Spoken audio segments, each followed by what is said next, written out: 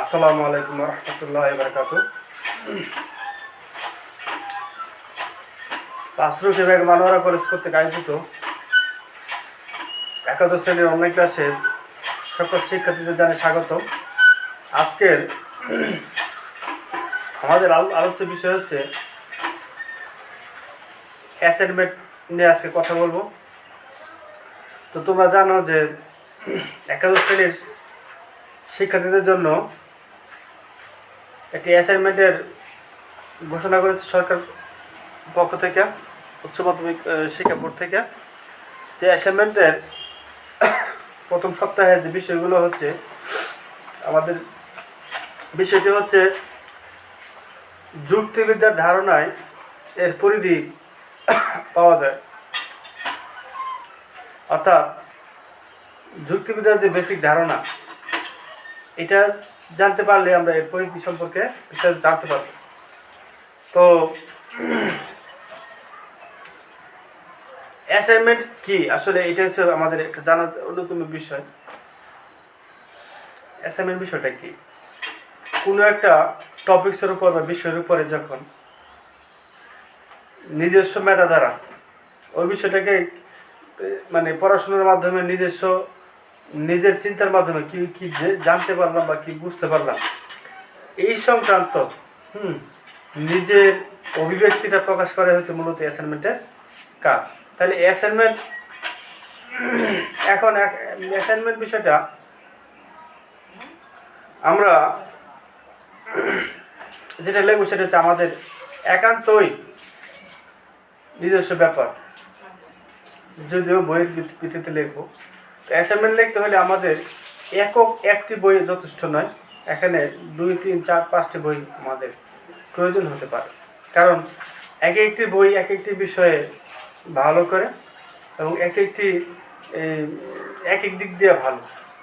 যেমন কোনো একটা বইয়ে ভূমিকা ভালো হতে পারে, আবার কোনো একটা বইয়ে এরকমভাবে এই বর্ণনাটা ভালো হতে পারে, কোনো একটা বইয়ে এই বিশ্লেষণটা ভালো হতে পারে, কোনো একটা বইয়ে এই যে গুরুত্ব এবং পরিধি, একটা বই এক রকম ভালো হতে পারে।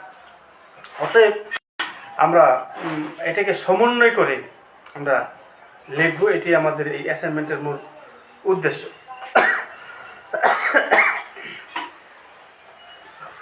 তো অ্যাসাইনমেন্ট মানে হচ্ছে এই ছাত্রছাত্রী বা আমরা বিষয়টাকে পরিপূর্ণভাবে জানবো, জানার মাধ্যমে এবং আগে নিজে 2-3টা বই, অন্তত 2টা বই আমরা নিজেরা স্টাডি করবো ওই বিষয়ের উপর। যেমন ভূমিকাটা, ঠিক আছে, যুক্তিবিদ্যার ভূমিকা এখানে আমাদের শিখন ফলে এখানে দেওয়া আছে।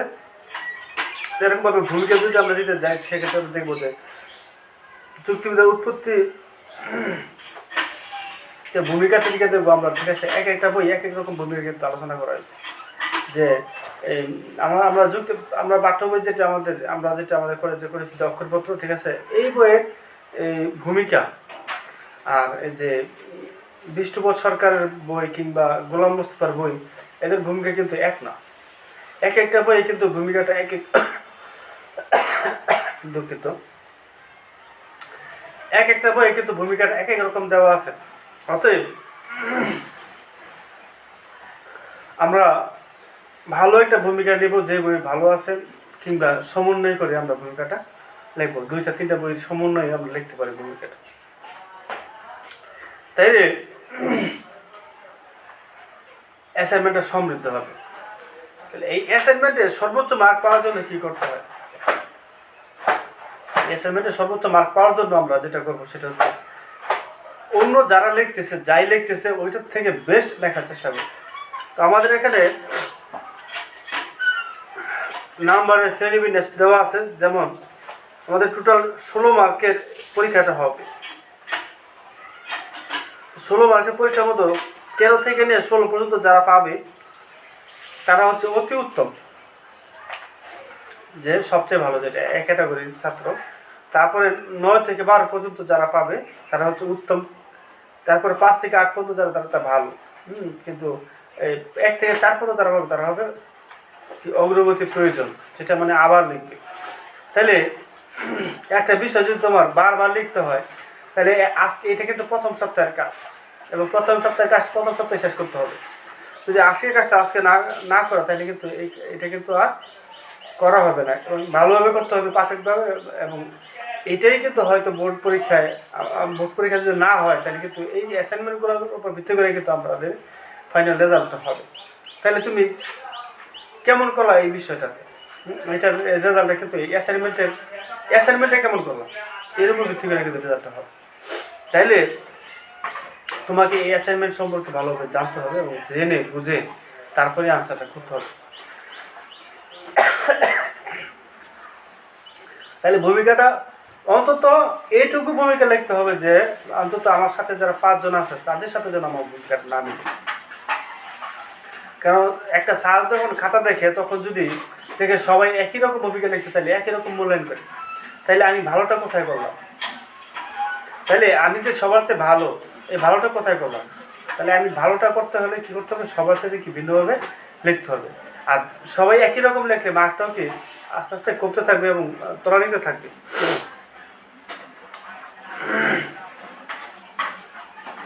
তাহলে আমাদের এই শিখন ফলে যা আছে,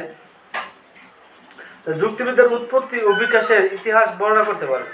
তাহলে তোমার এই যে অ্যাসাইনমেন্টটা, বা আমরা যে অ্যাসাইনমেন্টটা লিখব, এই অ্যাসাইনমেন্টে লেখার ফলে একটা ছাত্র কী করতে পারবে?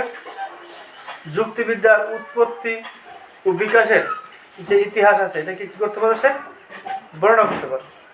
এখন তুমি একটা অ্যাসাইনমেন্ট লেখলা, ঠিক আছে, এটা দেখে সে যুক্তিবিদ্যার উৎপত্তি নাই এটাতে, কিংবা ইতিহাসটা নাই, তাহলে কি এটা অ্যাসাইনমেন্ট কি কমপ্লিট হলো না? কারণ এই যে আমরা দেখবো যুক্তিবিদ্যার ভূমিকায় যুক্তিবিদ্যার উৎপত্তির যথাযথভাবে উপস্থাপন করলে আমরা 4 মার্ক দেবো। যুক্তিবিদ্যার উৎপত্তি অধিকাংশ উপস্থাপন করলে আমরা 3 দেবো। উপস্থিত আংশিক করলে আমরা 2 দেবো, আর না করলে কি 1 দিব। কারণ তুমি যদি উৎপত্তি না আনো, শুধুমাত্র ইতিহাস করো কিংবা ইতিহাস তো উৎপত্তি করো, তাহলে তুমি 1 মার্ক পাবা। 2টাই যদি পারফেক্টলি আনতে পারো, তাহলে কি তুমি 4 মার্ক পাওয়ার সম্ভাবনা রয়েছে। এরপরে আছে যুক্তিবিদ্যার ধারণা। তো যুক্তিবিদ্যার উৎপত্তিটা তো আমরা অলরেডি জানি। যুক্তিবিদ্যার উৎপত্তি কাকে বলে? যুক্তিবিদ্যা শব্দটি লজিক এর ইংরেজি প্রতিশব্দ হচ্ছে যুক্তিবিদ্যা। এই লজিক শব্দটি আছে গ্রিক শব্দ, ল্যাটিন শব্দ লজিকি থেকে, যার বিশেষণ বা নামবাচক পদ হচ্ছে লজুস। এর অর্থ হচ্ছে চিন্তা, ভাষা বা বিজ্ঞান, অর্থাৎ ভাষায় প্রকাশিত চিন্তা সম্পর্কিত বিজ্ঞানটা কি যুক্তিবিদ্যা। এই হচ্ছে যুক্তিবিদ্যার উৎপত্তি এবং এর ইতিহাস। যুক্তিবিদ্যার বিকাশের যে ইতিহাস, এটা মনে করতে, এই ইতিহাসটা কি? আমরা যদি যুক্তিবিদ্যার বিকাশের ইতিহাসটা দেখি, দেখবো আমরা গ্রিসে প্রাচীন দার্শনিক, আমরা যুক্তিবিদ্যার জনক হচ্ছে যুক্তিবিদ এরিস্টটল। তিনি কি করলেন? যে স্ব অনুমানের বর্ণনা করতে গিয়ে, এই যে এই স্ব অনুমানকে নির্দেশ করতে গিয়ে উনি কি যুক্তিবিদ্যার গোড়াপত্তন করেন। তাহলে এই যে প্লেটো, এরপরে যে যুক্তিবিদ এরিস্টটল, এদের মত কিংবা এর পরবর্তী যারা আছেন, এই মতগুলো টোটালি ঠিক আছে ধাপে ধাপে আলোচনা করতে হবে এখানে।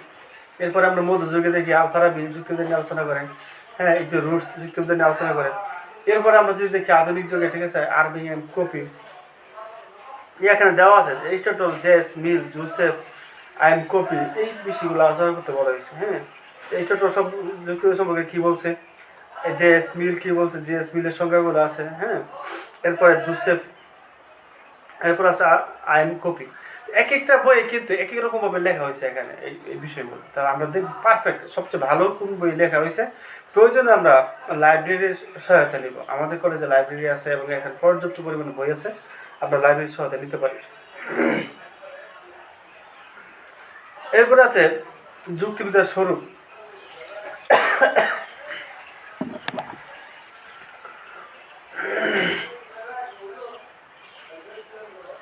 যুক্তিবিদ্যার স্বরূপটা কেমন হবে?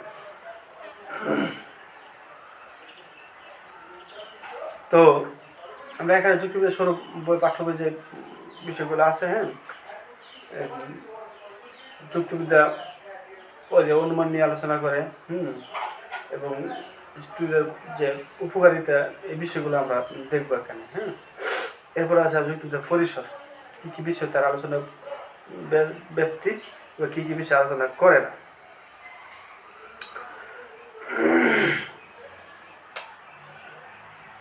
তো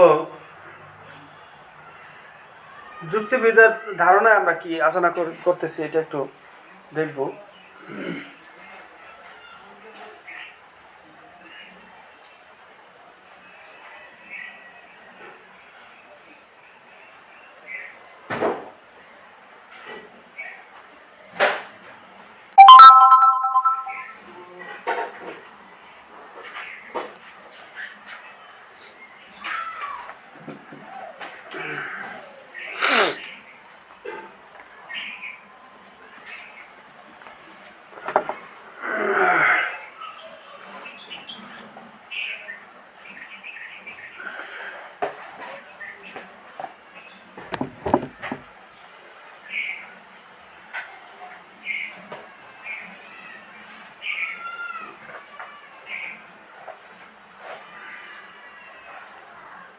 যুক্তিবিদ্যার ধারণা আমরা যে বিষয়গুলো আলোচনা করি সেগুলো হচ্ছে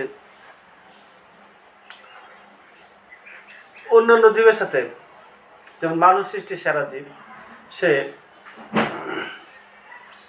অন্যান্য জীবের সাথে মানুষের পার্থক্য আছে। সে পার্থক্যটা কি? মানুষের কি আছে?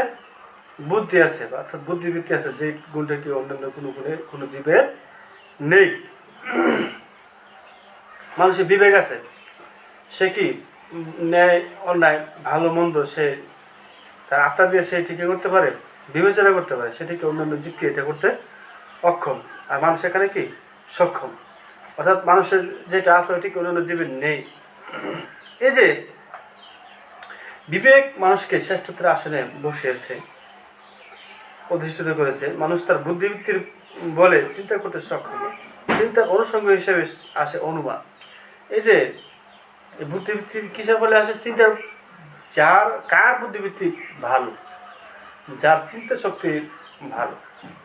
কার চিন্তা শক্তি ভালো? অর্থাৎ চিন্তা শক্তি,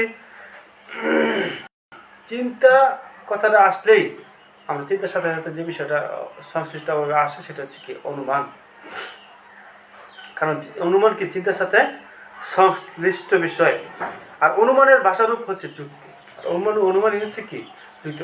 অর্থাৎ আমরা আমাদের আশেপাশে জ্ঞানী বলতে আমরা যাদেরকে বুঝি, যারা এই যুক্তি ভালো উপস্থাপন করতে পারে, পূর্ব অভিজ্ঞতার বলে সেই কি ভালো জ্ঞানী বলে আমরা মনে করি। চিন্তা ছাড়া মানুষ তার কোনো প্রত্যয়িকতা সম্পন্ন করতে পারে না। বর্তমান প্রচলিত জীবনে, বাস্তব জীবনে মানুষ চলতে গেলে চিন্তা ছাড়া, চিন্তার বাস্তব উপস্থিতি ছাড়া, যৌক্তিক চিন্তা ছাড়া মানুষকে চলতে পারে না। প্রতিনিয়ত মানুষকে চিন্তাকে আশ্রয় করে এগিয়ে যায়। কর্তৃপক্ষের বেড়াজাল থেকে মানুষের ভিতর কার্যকারণ বোধের উন্মেষ হয়, আজ বিশাল মহির হয়ে পরিণত হয়েছে। এই কারণেই এই কার্যকারণ উপযুক্তির উপর এই চিন্তা প্রতিষ্ঠিত। তাইলে যুক্তিবিদ্যার ধারণায় আমরা এই বিষয়গুলো আলোচনা করব। এরপরে চিন্তার ব্যাপকতা কি কি আসে? চিন্তা বলতে আমরা শুধু কি অনুমান বুঝি না। যেমন চিন্তা বলতে কথাটি অত্যন্ত ব্যাপক। যা কিছু আমাদের মনে আসে তাকে সাধারণত আমরা চিন্তা বলি। যেমন অলস দুপুরে শুয়ে যেসব অসংলগ্ন এলোমেলো কথা আমাদের মনে ভেসে আছে তাকে যেমন আমরা চিন্তা বলি, তেমনই আসন্ন পরীক্ষায় কিভাবে ভালো ফল করা যায় তা নিয়েও একটা ছাত্র মাথা ঘামায়, তখনও আমরা চিন্তা বলি। কিন্তু যে কোনো ব্যক্তি মানুষের চিন্তা যুক্তিবিদ্যার আলোচ্য বিষয় নয়। যে চিন্তা নিয়ে যুক্তিবিদ্যা আলোচনা করা হয় তার নাম যৌক্তিক চিন্তা। মনে করা যাক যে চলতে চলতে হঠাৎ লোকটি দেখলো আকাশে ঘন কালো মেঘ করেছে। সঙ্গে সঙ্গে তার মনে হলো এখনই ঝড় আসবে, তাকে বিপদে পড়তে হবে, অতএব দৌড়ানো দরকার। এখানে লোকটি মনে মনে যে প্রতিজ্ঞা করে শেষ পর্যন্ত করা এবং দৌড়ানো দরকার, তাই যৌক্তিক চিন্তা। তাহলে যদি চিন্তা করি, চিন্তার মধ্যে আমরা যে বিষয়টা অতি দরকার সেটা হচ্ছে কি যৌক্তিক চিন্তা। যৌক্তিক চিন্তাটা কি অতীব দরকার। কারণ শুধু চিন্তা করলে হবে না, মানে আমরা আমাদের মনে প্রতিনিয়ত আমরা প্রতিনিয়তই বিভিন্ন রকম চিন্তা করি, যার 95% চিন্তাই আমাদের মারা যায়, কিন্তু 5% হয়তো প্রকাশিত হয়। তাহলে এই যে চিন্তাগুলি, তাহলে আমরা কোন 5% প্রকাশ করি? যেই 5% আমাদের কাছে যৌক্তিক মনে হয় এটাই আমরা কি প্রকাশ করি, বাকিগুলো কি আমরা প্রকাশ করি না। তাইলে এইটি যে যৌক্তিক চিন্তা। এই যে আমরা এখানে উদাহরণ দেওয়া হলো, যেটা যে রাস্তা দিয়ে চলতেছি, হঠাৎ করে মনে হলো যে আকাশে দেখতে পেলাম যে আকাশে কি কালো মেঘ জমেছে এবং জোর হাওয়া বইছে। তখন মনে মনে চিন্তা করলাম এখন কি দৌড়ানো দরকার, কারণ প্রচণ্ড ঝড় আসতেছে। এবং এই যে চিন্তার সাথে সাথে আমি দৌড়ানো শুরু করলাম, এটাই যৌক্তিক চিন্তা। এরপরে চিন্তা কখনো বৈধ হতে পারে, আবার অবৈধ হতে পারে। তাহলে বৈধ চিন্তা এবং অবৈধ চিন্তা কি? এখানে বৈধ হচ্ছে যে চিন্তাগুলো যুক্তিবিদ্যার নিয়মকে মেনে চলে, এটাই কি বৈধ চিন্তা। আর যুক্তিবিদ্যার নিয়ম যে যে চিন্তাগুলো মানে না বা অনুসরণ করে, এটি কি অবৈধ চিন্তা। অর্থাৎ এই যুক্তিবিদ্যাই হচ্ছে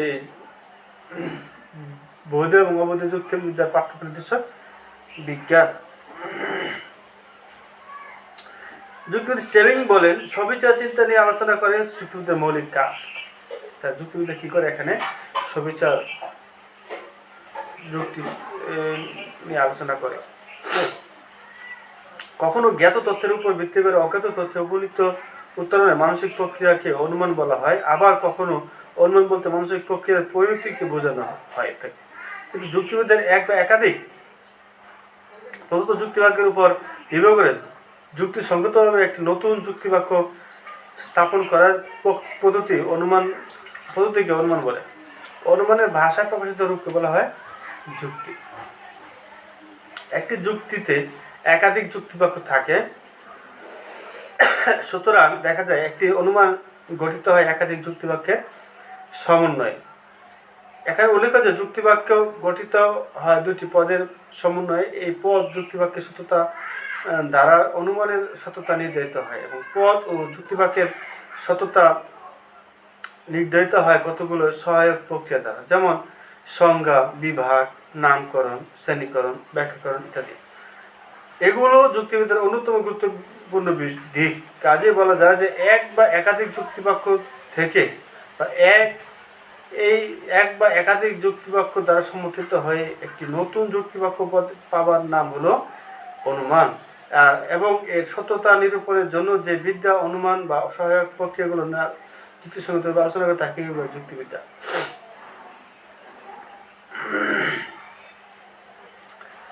এখন আমাদের এখানে 4টা যুক্তিবিদের আলোচনা চাইছে, ঠিক আছে। আমরা ধারণা এসে আমরা আরো বেশি আলোচনা করতে পারি। তারপরে দেখি আমরা যুক্তিবিদ্যা ধারণায় এরিস্টটল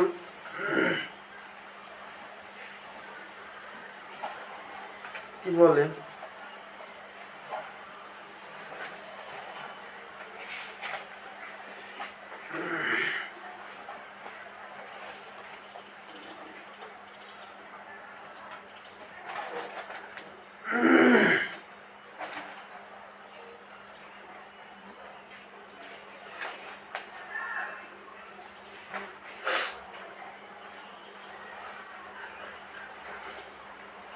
আমরা প্রথম যুক্তিবিদ্যার উৎপত্তি ও বিকাশের ইতিহাস, যুক্তিবিদ্যার ইতিহাস যেটা, উৎপত্তির ইতিহাস যেটা, হ্যাঁ, এখানে আমরা দেখবো যে গ্রীসেও যুক্তিবিদ্যার উৎপত্তি হয়, ভারতবর্ষ যুক্তিবিদ্যা আলোচনা করে, মধ্যযুগ আলোচনা করে থাকে। আমি আগে বলেছি। তো এরিস্টটল কি বলছে? এরিস্টটল মানুষের জ্ঞান অনুশীলনের ইতিহাসে আর কেউ এভাবে একটি পরিপূর্ণ বিজ্ঞান প্রতিষ্ঠা করতে সক্ষম হয়নি।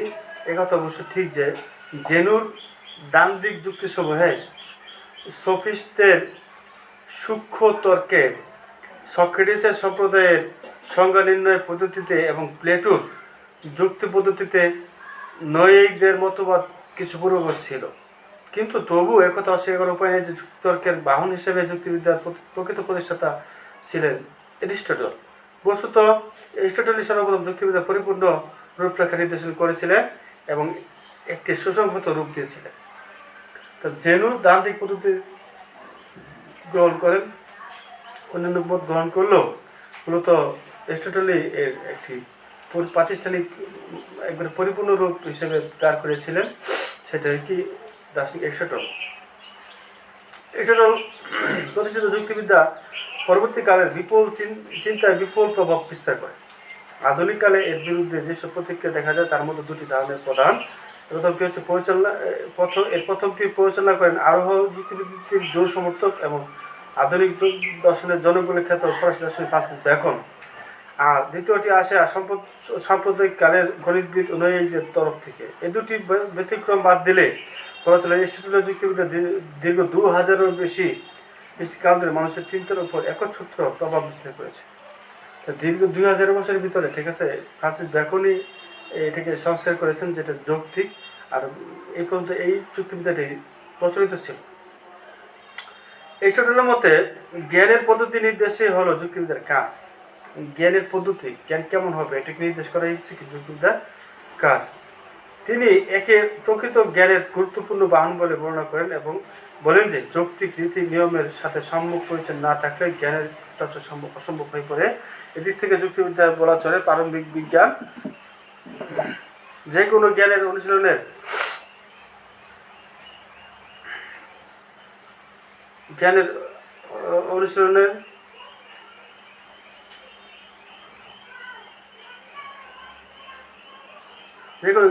ব্যবহৃত পদ্ধতির সম্প্রসারণই এই শাস্ত্রের কাজ। সুতরাং একে যে কোনো বিশেষ জ্ঞানোসন্ধানের পূর্বাবস্থা বলাই সঙ্গত। তাহলে এই যে যুক্তিবিদ্যা এই তার মতগুলো আমরা দেখবো। এরপরে আছে এরকমভাবে আমরা জেস মিল কি বলছে,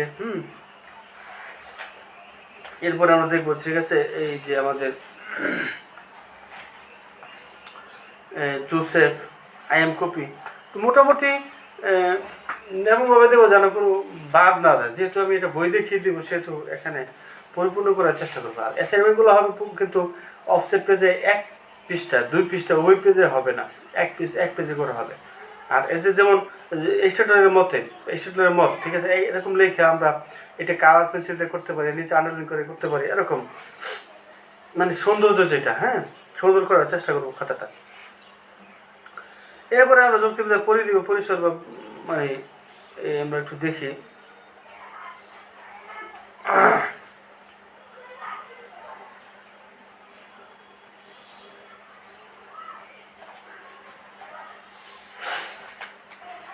স্বরূপটা আমরা একটু দেখি।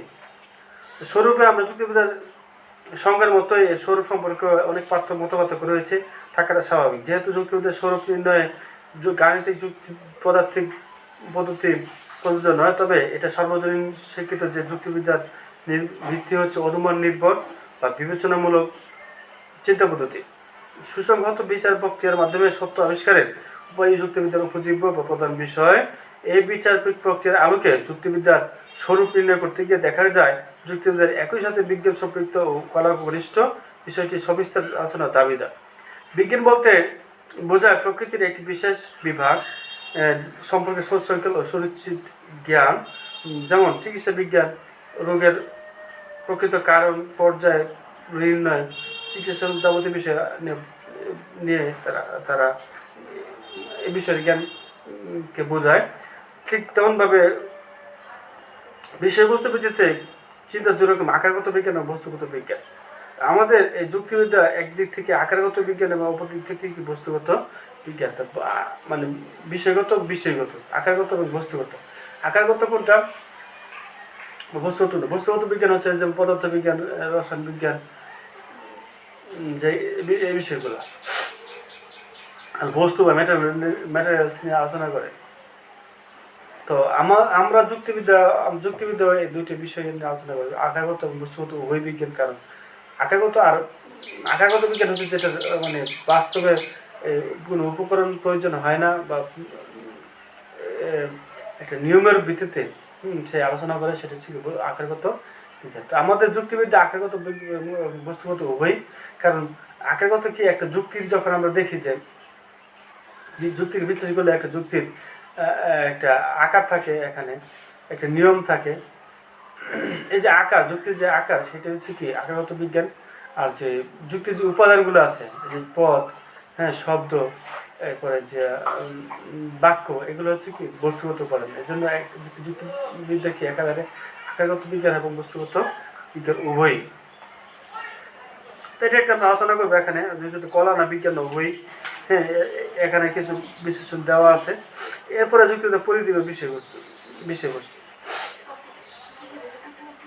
যুক্তিবিদ্যা পরিধি কি নিয়ে যুক্তিবিদ্যা আলোচনা করে। যুক্তিবিদ্যা পরিধি সম্পর্কে বলতে হয় যুক্তি পদ্ধতির কথা। যুক্তিবিদ্যার প্রারম্ভিক আলোচ্যসূচি হচ্ছে জ্ঞানের স্বরূপ ও তার উৎস এবং অব্যাহতির ধারাবাহিকতা হচ্ছে সঠিক যুক্তি পদ্ধতি সম্পর্কে সবিস্তার চিন্তা। জ্ঞান দুই প্রকার। আমরা জানি সাধারণত জ্ঞান কয় প্রকার, দুই প্রকার, যথা প্রত্যক্ষ জ্ঞান আর একটা কি পরোক্ষ জ্ঞান। এই প্রত্যক্ষ জ্ঞান হয় আমাদের এই যে দেখার মাধ্যমে, যেটা ঠিক আছে, আমরা যেটা দেখি শুনি সরাসরি, যেটা পঞ্চদীর মাধ্যমে যে জ্ঞানটা পাই, এটাকে প্রত্যক্ষ জ্ঞান।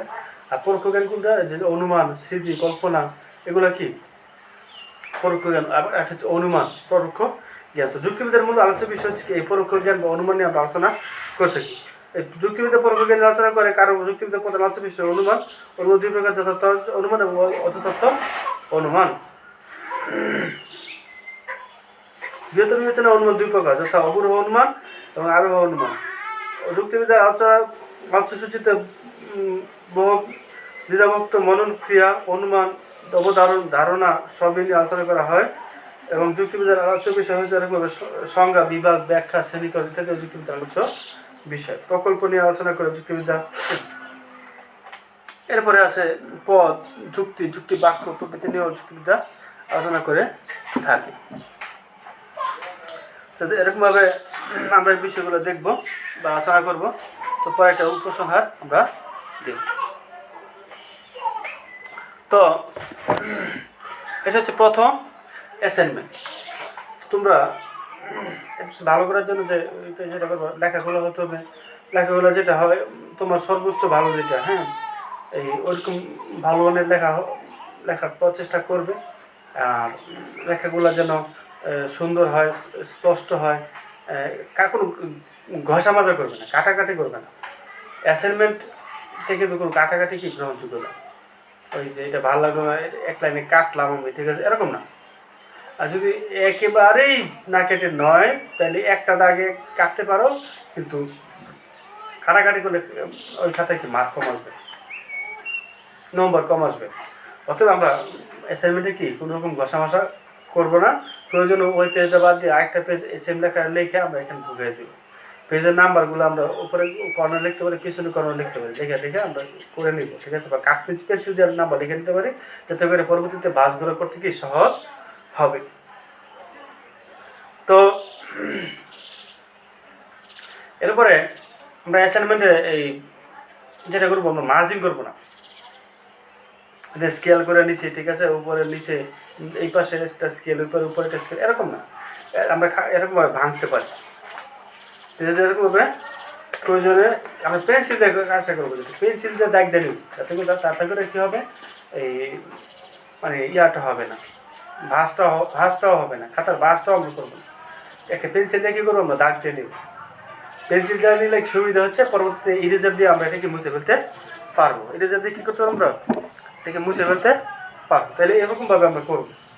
আর যেমন ভূমিকা আছে, এরকমভাবে উৎপত্তি, বিকাশ, ইতিহাস, স্বরূপ, হ্যাঁ, প্রদত্ত মানে বিশ্লেষণ, এরকম জেস, মিল, জোসেফ, এই বিষয়গুলো নিশ্চয় আমরা আন্দোলন করবো। কিংবা এই কালার পেন্সিল দিয়ে আমরা এই বিষয়গুলো, কালার পেন্সিল বলতে আমরা সবুজ কালি লিখতে পারি, নীল কালিও লিখতে পারি।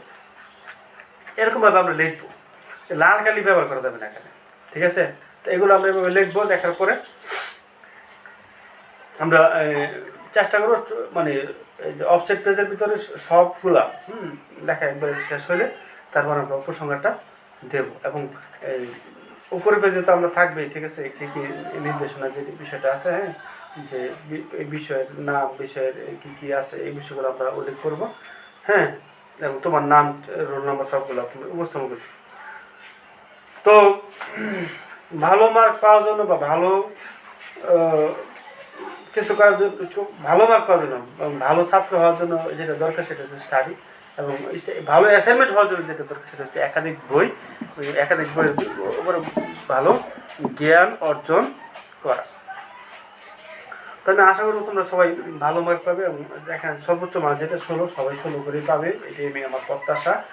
আর যে কোনো সমস্যা যেটা বুঝবে না, আমার মোবাইল নাম্বার তোমরা কল করবে। আমার মোবাইল নাম্বার হচ্ছে 01911180912। এই নাম্বারে কল দিয়ে বিস্তারিত জানবে। তো আমি প্রয়োজনে যে কোনো সমস্যা আমি তোমাদের সাথে আছি। তো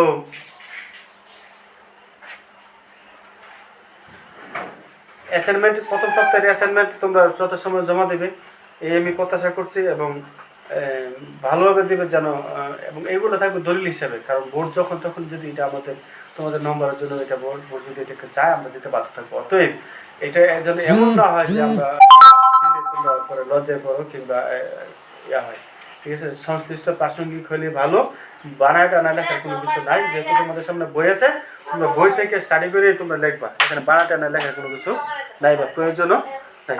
তো তোমরা বাসায় পড়বে এবং প্রতিনিয়ত, ঠিক আছে, এটাকে ভালোভাবে দিবে বলে আমি প্রত্যাশা করছি। তো সবার সুস্বাস্থ্য কামনা করে আজকে ক্লাস এখানে শেষ করছি।